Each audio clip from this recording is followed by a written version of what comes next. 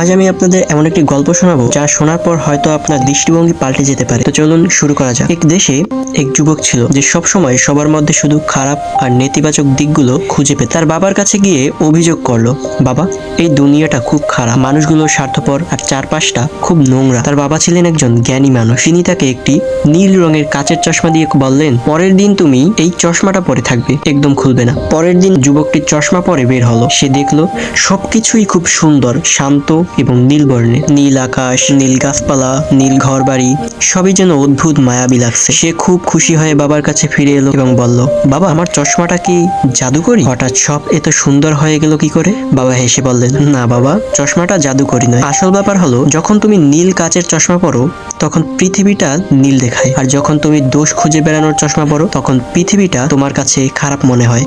আমরা জগৎকে সেভাবেই দেখি যেভাবে আমাদের মন বা দৃষ্টিভঙ্গি ঠিক করা থাকে। আমরা যদি মনের মধ্যে ঘৃণা বা নেতিবাচকতা রাখি তবে পুরো পৃথিবী আমাদের কাছে বিষাক্ত মনে হবে। আর যদি আমরা ইতিবাচক বা পজিটিভ চশমা দিয়ে দেখি তবে সাধারণ জিনিসের মধ্যেও অনেক সৌন্দর্য খুঁজে পাবো।